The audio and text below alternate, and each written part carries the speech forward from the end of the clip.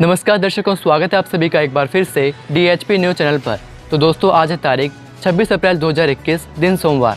हिमाचल प्रदेश की ताज़ा और महत्वपूर्ण खबरें आपको बताने वाले हैं। वीडियो में बने रहें और वीडियो को अंत तक ज़रूर देखें। साथ ही चैनल को सब्सक्राइब नहीं किया है तो DHP न्यूज़ चैनल को सब्सक्राइब ज़रूर करें। तो चलिए शुरुआत करते हैं आज की बड़ी खबरों की। हिमाचल में कोरोना से 32 लोगों की मृत्यु, कांगड़ा में 12 ने तोड़ा दम, 1363 नए केस। हिमाचल में रविवार को कोरोना के 1363 नए मामले आए हैं। वहीं 1161 कोरोना पॉजिटिव ठीक हुए हैं। हिमाचल में रविवार को रिकॉर्ड 32 लोगों की दुखद मृत्यु हुई है। हिमाचल में कुल आंकड़ा 87,501 पहुंच गया है। अभी 13,577 एक्टिव केस हैं। अब तक 72,557 ठीक हो चुके हैं। कोरोना डेथ का आंकड़ा 1,323 है।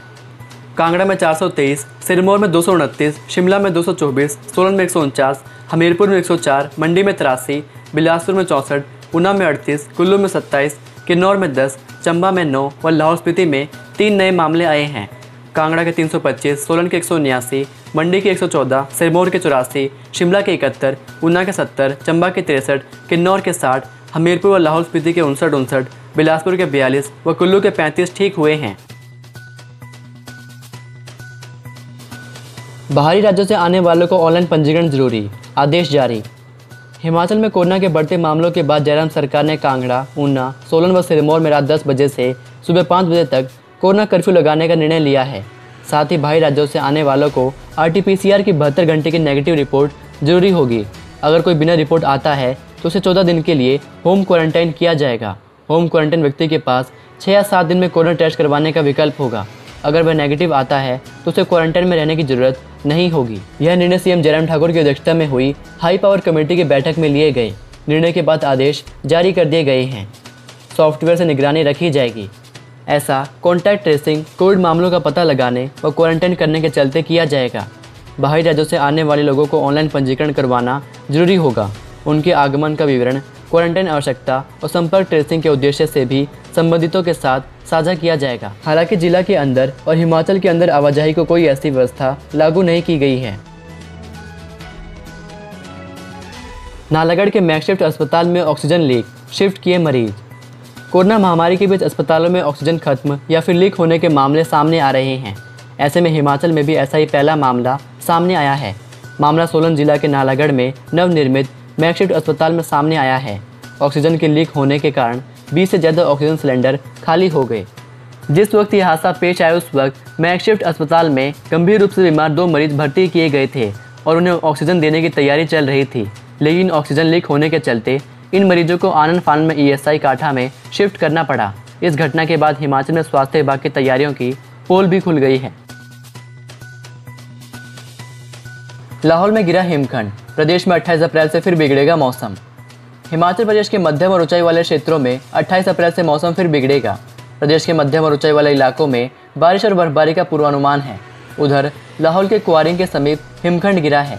हिमखंड की चपेट में आने से एक घराट नष्ट हो गया, जबकि दूसरे को क्षति पहुंची है। उधर पर्यटन नगरी मनाली के वाइल्ड लाइफ सेंचुरी क्षेत्र में रास्ता भटके दिल्ली, उत्तर प्रदेश और महाराष्ट्र के 3 पर्यटकों को पुलिस ने रेस्क्यू किया। उधर राज्य भर में 27 अप्रैल से 1 मई तक मौसम साफ रहेगा और मैदानों में तापमान बढ़ेगा। रविवार को प्रदेश भर में अधिकतम तापमान सामान्य से 4 से 5 डिग्री नीचे दर्ज किया है, जबकि न्यूनतम तापमान सामान्य से 3 से 4 डिग्री नीचे रहा। 10वीं के विद्यार्थियों को प्रमोट करने के हक में अधिकांश अभिभावक, शिक्षक। सरकारी स्कूलों में अपने बच्चों को पढ़ाने वाले अधिकांश अभिभावक और शिक्षक 10वीं कक्षा के विद्यार्थियों की परीक्षा करवाने के हक में नहीं हैं। उच्च शिक्षा निदेशालय में शुक्रवार शाम तक पहुंचे करीब 2,500 सुझावों में से 70% ने प्री बोर्ड परीक्षाओं और फर्स्ट एंड सेकंड टर्म की परीक्षाओं के अंकों के आधार पर विद्यार्थियों को जमा एक कक्षा में प्रमोट करने की वकालत की है। उच्च शिक्षा निदेशालय के अधिकारियों ने बताया कि कई जिलों से सुझावों पर आधारित रिपोर्ट आ गई है। सोमवार तक सभी की रिपोर्ट मिल जाएगी। बुधवार तक विस्तृत रिपोर्ट सरकार को भेजी जाएगी। विभागीय अधिकारियों ने बताया कि 95% सुझावों में 12वीं की परीक्षा को कुछ समय बाद स्थिति में सुधार होने पर करवाने को कहा गया है। साथ ही 10वीं, 12वीं कक्षा और कॉलेजों की परीक्षाओं को लेकर 1 मई को सरकार समीक्षा करेगी।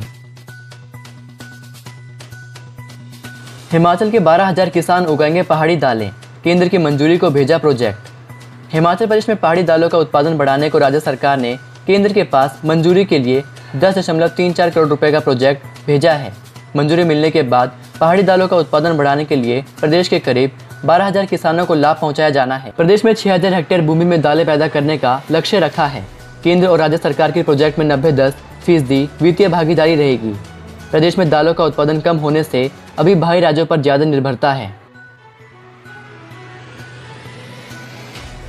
कला अध्यापकों के भरे जाएंगे 500 पद, संभावना तलाशने के निर्देश। हिमाचल प्रदेश के सरकारी स्कूलों में कला अध्यापकों के 500 पद भरने की तैयारी शुरू हो गई है। मुख्यमंत्री कार्यालय ने वित्त महकमे को पत्र लिखकर 500 पद भरने के लिए संभावना तलाशने के निर्देश दिए हैं। बीते लंबे समय से सरकारी स्कूलों में कला अध्यापकों के पद रिक्त पड़े हैं। बेरोजगार कला अध्यापकों ने सरकार से जल्द भर्ती प्रक्रिया शुरू करने की मांग की है। लीड पैड के लिए अगले माह कर सकेंगे ऑनलाइन आवेदन। हिमाचल प्रदेश तकनीकी शिक्षा बोर्ड PAT और लीड के लिए अगले माह से ऑनलाइन आवेदन मांगेगा। दोनों विषयों की प्रवेश परीक्षा के लिए तकनीकी शिक्षा बोर्ड ने खाका तैयार किया है। बोर्ड प्रबंधन इस बार प्रयास कर रहा है कि इन विषयों में छात्रों को प्रवेश एंट्रेंस टेस्ट के बाद ही दिया जाए। अगर हालात सामान्य नहीं हुए तो 10वीं कक्षा के अंकों के मेरिट के हिसाब से प्रवेश देना अंतिम विकल्प होगा। अब ऑनलाइन होगी नई बिजली दरों को लेकर जन सुनवाई। हिमाचल प्रदेश में बिजली दरें तय करने के लिए होने वाली जन सुनवाई अब ऑनलाइन होगी। राज्य विद्युत नियामक आयोग ने प्रदेश में कोरोना संक्रमण के मामले बढ़ने पर आयोग कार्यालय में होने वाली जन सुनवाई नहीं करने का फैसला लिया है। अब आयोग कार्यालय की जगह 28 अप्रैल को सुबह 11:30 बजे ऑनलाइन ही सुझाव आपत्तियों पर चर्चा की जाएगी। ऑनलाइन बैठक के लिए लिंक आयोग की वेबसाइट पर अपलोड किया गया है। 30 अप्रैल को प्रदेश में बिजली की नई दरों की घोषणा होने की संभावना है। प्रदेश के करीब 21 लाख से ज्यादा घरेलू और 4 लाख से ज्यादा अन्य श्रेणियों के उपभोक्ताओं को अप्रैल अंत में महंगी बिजली का झटका लग सकता है। हिमाचल में हर दिन तैयार हो रही है 115 टन तरल ऑक्सीजन और 3,500 सिलेंडर।